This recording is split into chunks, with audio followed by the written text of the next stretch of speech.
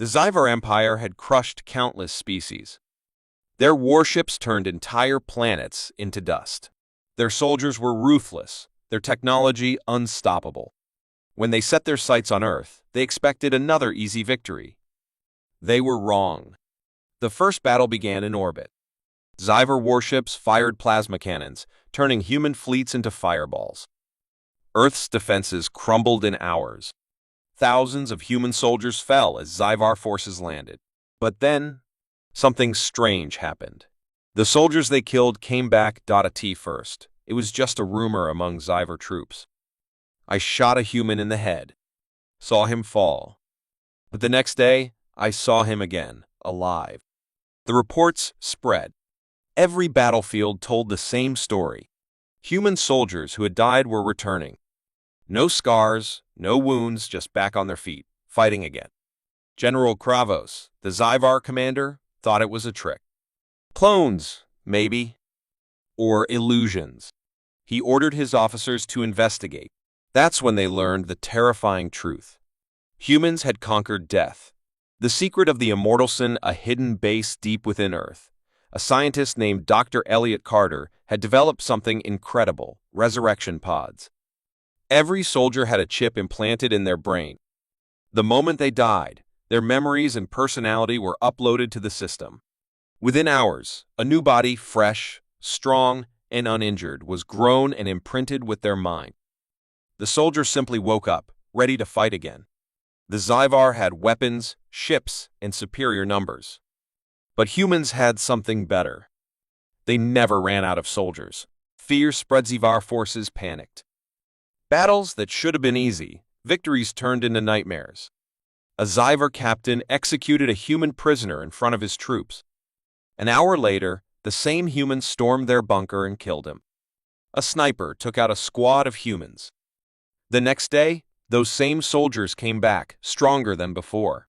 Zyvar warriors were trained to face death without fear. But how do you fight an enemy who doesn't stay dead?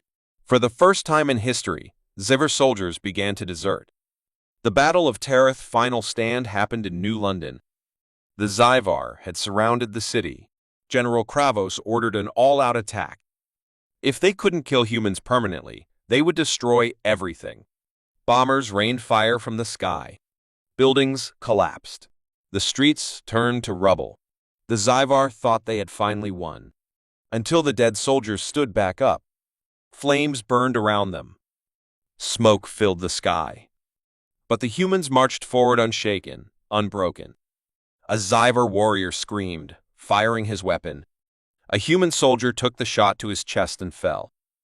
But before the Zyvar could breathe, the human's body disintegrated into thin air. A voice came from behind him. "Nice shot." The Zyvar spun around. The same human was standing there, grinning. Alive. The warrior dropped his weapon and ran. Across the battlefield, Zyvar troops collapsed in terror. Some fought until their weapons overheated. Some fell to their knees, begging for mercy. But there was no mercy. Humans didn't fear death anymore. They had conquered it. The last transmission in the Zyvar capital, Emperor Vraxus watched the battle unfold through a hologram. His best troops were in full retreat. His warships were fleeing the system. It was over. Kravos's final message appeared on the screen. "We cannot win, my emperor. Every human we kill returns stronger. Our forces are broken. Our weapons are useless. We must, the transmission cut off." Silence filled the throne room. The emperor's hands trembled. For the first time in his life, he understood true fear. Humans had always been a dangerous species. But now, they were unstoppable. Epilogue. The new ruler sown year later, the Zyvar surrendered. Their empire, once feared across the stars, bowed before humanity. Earth had changed. No one feared war anymore. No one feared aging. No one feared anything. Death had been humanity's greatest enemy for centuries. Now it was their greatest weapon. And the galaxy belonged to them. The Drex Dominion had never lost a war. They had conquered over 100 worlds, wiped out entire species, and crushed every army that stood in their way. When they invaded Earth, they expected the same outcome.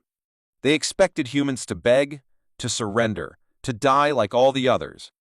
They did not expect Captain Ryan. The execution of the war had lasted only 3 weeks before Earth's defenses collapsed. The Drex warriors, towering reptilian creatures with armor-like scales, took control of every major city. In the ruins of Washington, D.C., Captain Ryan was captured. He was one of the last commanders still fighting. They dragged him before Overlord Varkas, the leader of the Drex army. "You are brave," Varkas said, his voice like grinding stone. "But this war is over. Kneel, and I will grant you a painless death." Ryan smirked. "You think death scares me?" Varkas growled and raised his blade. One clean strike, Ryan's body hit the ground. Blood pooled around him. The Drex cheered. Their greatest enemy was dead. Or so they thought. The return the next morning, Overlord Varkas entered his war room. His officers stood frozen, eyes wide with fear. Varkas frowned. "What is it?" An officer pointed to the security screen. The color drained from Varkas's face. Captain Ryan was alive. He was walking through the ruins, fully armed, leading a group of human soldiers straight toward them. This is impossible," Varkas roared. "I killed him myself." The officer swallowed hard. "It's him, my lord. I swear it." Varkas grabbed his sword and stormed out. He would kill Ryan again, and this time he would make sure the body burned. The second death, Ryan fought his way through the city, cutting down Drex soldiers like they were nothing. He reached the enemy fortress, dodging plasma blasts and grenades. Then, from the shadows, Varkas attacked. Their swords clashed. Sparks flew. Ryan was fast, but Varkas was stronger. With a savage swing, the Overlord's blade pierced Ryan's chest. Blood splattered the ground. Ryan gasped, dropped his weapon, and collapsed. Varkas let out a victorious roar. "Now, stay dead." He ordered his guards to burn the body. This time, there would be no return. Or so he thought. The nightmare begins the next morning. A Drex soldier came running, panic in his eyes. "My lord, he's back."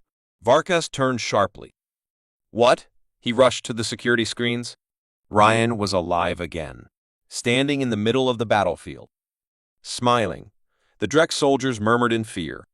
Some whispered that the humans had dark magic. Others said Ryan was a ghost, a demon sent to punish them. But the truth was far worse. The secret of immortality, deep beneath the ruins of Earth, scientists had perfected a secret project, the Echo Protocol. Every soldier had a microchip implanted in their brain. The moment they died, their consciousness was uploaded to a hidden underground system. Within hours, their memories were transferred into a freshly cloned body. Every time Ryan died, he returned. Stronger, faster, more dangerous. And now, he was coming for vengeance. The fall of the Drexpanic spread through the Drex army. Every time they killed a human soldier, they came back. The Drex began seeing ghosts on the battlefield soldiers they'd killed the day before. They fired their weapons blindly. Fear consumed them. And then came Ryan. He stormed the fortress, cutting through Drex warriors like a force of nature. Varkas, now desperate, grabbed his sword. "I don't know what you are, human, but I will kill you as many times as it takes." Ryan just smiled. "Then I'll just keep coming back." Their blades clashed one last time, but this time Ryan was faster. He dodged Varkas's attack, twisted his blade, and drove it straight through the Overlord's heart. Varkas fell to his knees, blood pouring from his mouth. He stared at Ryan, realization dawning in his eyes. "You can't die," he gasped. Ryan wiped his blade clean. "No, but you can." With a final strike, the war was over. Epilogue. The legend lives on. The remaining Drex warriors surrendered. They abandoned Earth, their empire shattered. But the legend of the soldier who wouldn't die spread across the galaxy. Other alien empires heard the tale. They whispered in fear of the humans who had conquered death. No one dared attack Earth again, because they knew the truth. Humans don't die. They return. The Kelter Empire had ruled the galaxy for over 10,000 years. They had crushed every rebellion, destroyed entire civilizations, and stood unchallenged. When they attacked Earth, they believed it would be another easy conquest. They were wrong, because humans had unlocked the greatest secret in the universe. Death was no longer the end. The invasion of Earth, the sky burned as Keltar warships descended. Cities crumbled under their plasma cannons. Millions of humans perished within the first few hours. The Kelter general, Lord Exiron, watched from his flagship, pleased. "Pathetic creatures," he muttered. "They fall like all the rest." The battle reports confirmed it. The human armies had been annihilated. The war was over. Or so he thought. The impossible happens. The next day, a Kelter scouting squad entered the ruins of New Paris. They moved carefully, weapons ready. There should have been nothing left, only ash and bodies. Instead, they found something impossible. The dead humans were gone. The streets, which had been filled with corpses the day before, were now empty. Not a single body remained. A soldier reported back to Exiron. "My lord, I don't understand. The battlefield was full of bodies yesterday. Now they have disappeared." Siren narrowed his eyes. Where did they go? No one had an answer. Then the real nightmare began. The return of the Detta Kelter patrol spotted movement in the distance. Shadows flickered through the destroyed buildings. The soldiers raised their weapons. From the darkness, human warriors stepped forward. Armed, armored, alive. "Impossible," a Kelter soldier whispered. "We killed them all." The humans attacked with terrifying precision. Bullets tore through Kelter armor. Plasma grenades exploded in the air. Within minutes, the entire patrol was wiped out. One soldier, barely alive. His hands shook as he spoke. "The humans. They're back. They don't die. They just a boot crushed his throat." His vision blurred. The last thing he saw was a human soldier looking down at him, smiling. Then everything went dark. The secret of humanity, deep beneath the surface of Earth, hidden from alien eyes, stood the greatest achievement in human history, the Gateway Project. For decades, scientists had been working on the impossible. They had turned death into a door. The moment a human died in battle, their consciousness was instantly uploaded into a new, freshly created body. A perfect copy. No wounds. No weakness. No memory of pain. The Kelter had superior weapons, superior numbers. But humans had something far more powerful. They could never be defeated, because they could never truly die. Fear spreads across the planet. Kelter forces panicked. No matter how many humans they killed, they always came back. Reports flooded in. "We wiped out an entire battalion, but they returned the next day. We burned their bodies, yet they still came back." How do you kill something that refuses to die? Terror spread through the ranks. The Keltar, who had never feared anything, were now afraid. Because they realized the truth, they weren't fighting an army. They were fighting an endless legion. The breaking point, Lord Exiron stood in his command center, watching in disbelief. His soldiers were abandoning their positions. Entire squads were fleeing the battlefield. He grabbed an officer by the throat. "Explain this madness." The officer's eyes were wild with fear. "My lord, they keep coming back. We kill them, but it doesn't matter. They don't fear death." Siren shoved him aside and roared. "There is no such thing as immortality. There must be a weakness." But there wasn't. For the first time in 10,000 years, the Kelter Empire had met something they couldn't destroy. The final blow, the human counterattack, began. Wave after wave of soldiers stormed Kelter strongholds. They fought with a terrifying recklessness because they knew death meant nothing. The Kelter fell one by one. Their armies shattered. Their commanders fled. And finally, the humans reached Lord Exiron's fortress. The great warlord, once feared across the galaxy, stood alone. His soldiers were dead or gone. His weapons were useless. He had lost. And in that moment, he understood. The Kelter had always ruled through fear. They crushed civilizations because the fear of death made them weak. But humans? Humans had no fear, because they had removed the very thing that made others afraid. Death was a door, and they held the key. Siren took a deep breath and closed his eyes. Then, the last thing he ever heard was a human soldier whispering in his ear, "Goodbye." And then, nothing. Epilogue: The age of humanity. 1 year later, the Kelter Empire was gone. Their worlds now belonged to humanity. Their fleets had been seized. The few survivors lived in the shadows, whispering of the immortal race that had conquered them. No one dared challenge Earth again, because the galaxy had learned a simple, terrifying truth. Humans do not die. They return, and they were just getting started. The war between humans and the Voran Dominion had lasted for centuries. It had started as a simple conflict, a territorial dispute over a small star system, but it had grown into something far worse. Entire planets had been reduced to ashes. Trillions had died. Yet neither side surrendered. Neither side stopped fighting, because this was no longer just a war. This was something greater, something endless. The fall of Outpost Omega-3, human outpost Omega-7, was under siege. Voran warships rained plasma fire from the sky.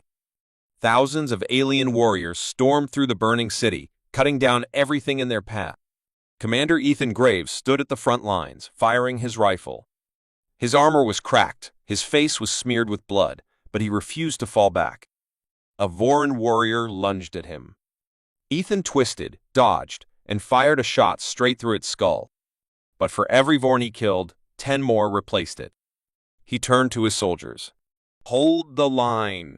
No matter what, we do not fall." His men fought bravely, but the enemy was overwhelming. One by one, the human soldiers fell, until only Ethan remained. A massive Voran general stepped forward, its crimson eyes glowing in the smoke. It raised its blade, and with one swift strike, Ethan Graves was dead. The Voran commander growled in victory. Another human falls. Another battle won. Or so it thought. The awakening darkness. Silence. Then a gasp. Ethan's eyes shot open. He sat up, breathing heavily. His heart was pounding. His body was whole. No wounds. No pain. He was alive. A voice echoed in his mind. "Welcome back, Commander." He turned to see Dr. Helena Voss, the lead scientist of the Terran Regeneration Program. Ethan looked down at his hands. They were different. New. His body wasn't the one that had died on Omega-7. It was a perfect copy. Dr. Voss adjusted her glasses. "You died in battle. But as you know," Ethan finished her sentence, "death doesn't stop us." The secret of the endless war decades ago, humanity had discovered something impossible. A way to transfer the mind, the soul itself, into a new body upon death. A perfect system. A soldier could die and return within hours, ready to fight again. The Voran had numbers. The Voran had technology. But humans had eternity. No matter how many times they died, they always came back. And so, the war never ended. The Vorans fear the Voran had long believed they were the greatest warriors in the galaxy.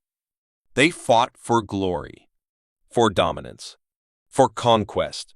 But this war was different. They had destroyed human fleets, bombed their cities, slaughtered their armies.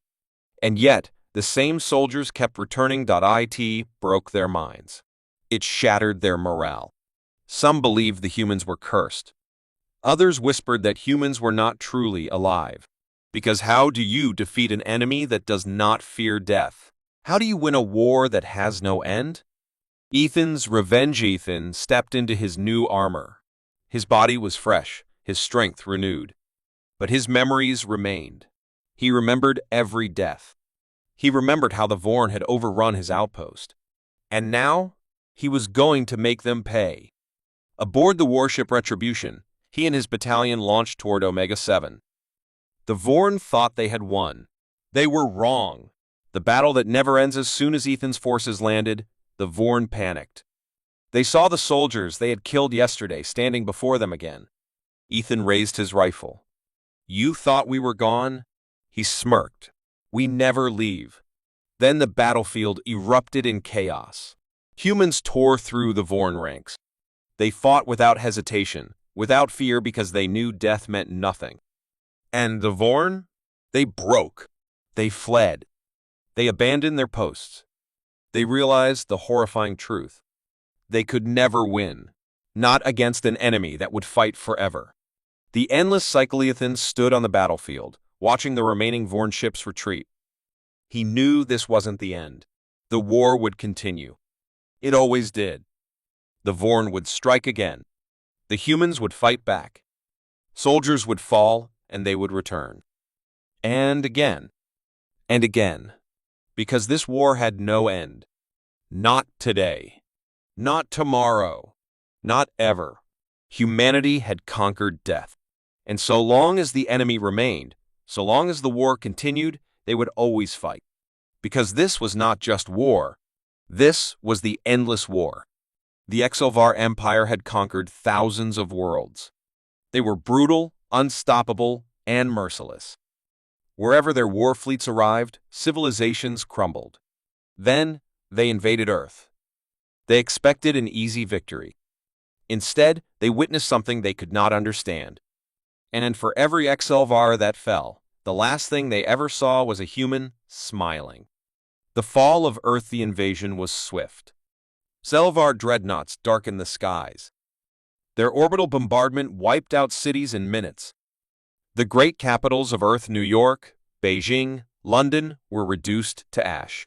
Humans fought back with everything they had. But against the superior technology of the Exelvar, they had no chance. Within days, Earth fell. The Exelvar Supreme Commander, Veilcor, stood atop the ruins of Washington, watching as his warriors rounded up the survivors. He laughed. Another species conquered. Another war won. His officers cheered. The battle was over. Or so they thought. The first signs a week later, strange reports came in. "Sir, the human corpses. They're disappearing." Veilcor frowned. "What do you mean, disappearing?" The officer hesitated. "Our troops confirmed the dead. We left their bodies to rot in the streets. But now they're gone." "Are the locals burying them?" "No, my lord. They're just vanishing." Veilcor dismissed it as nonsense. But deep down, something unsettled him. Then came the second report. "Commander, our patrols are going missing." "Missing?" "Yes, my lord. Entire squads sent into the ruined cities never return. Their signals vanish. No bodies. No wreckage. Just gone." A cold feeling crept into Veilcor's chest. Something was wrong. The night hunt that night, a Exelvar patrol marched through the ruins of Tokyo. 12 heavily armed warriors. The city was silent, abandoned. But something about it felt wrong. Then, a whisper. The squad leader turned. "Did you hear that?" A flicker of movement in the shadows. Weapons raised. Scanners activated. Nothing. Vanished into the darkness. Not even a sound of struggle. Panic spread. Blades drawn, plasma rifles ready. Then another scream. Another soldier gone. The remaining warriors backed into a circle. Their leader shouted, "Show yourself!" And then they saw it. A human. Standing in the darkness. Smiling. Before the leader could react, everything went black. The fear spreads. Veilcor received the report the next morning.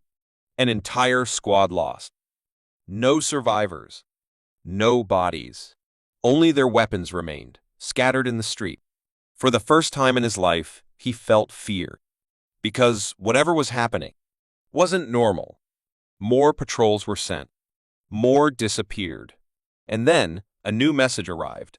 From the surviving Exelvar troops stationed across Earth. "My lord, it's not just the soldiers.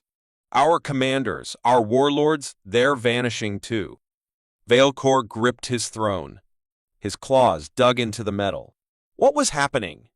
The truth revealed. Desperate for answers, Veilcor ordered his best spies to infiltrate the ruins of Earth. Only one returned. He was shaking. His armor was covered in blood, Exilvar blood. "My lord," he whispered. "The humans. They are not dead." Veilcor froze. "What do you mean?" "They have found a way to come back. To return from the grave." Veilcor's breathing grew heavy. "Impossible." But the spy shook his head. "I saw them. I killed one myself. And then, hours later, I saw him again, standing over my commander's body, smiling. No alarms. No battles. Just silence. And by morning, the outposts were empty. Not destroyed. Not bombed. Just empty. Not a single Exilvar remained. The only thing left behind? Carved into the metal walls, words written in blood. "We see you." The final stand. Veilcor had enough. He gathered his strongest warriors, his most powerful fleet, and they prepared to burn Earth to the ground. No more games. No more waiting.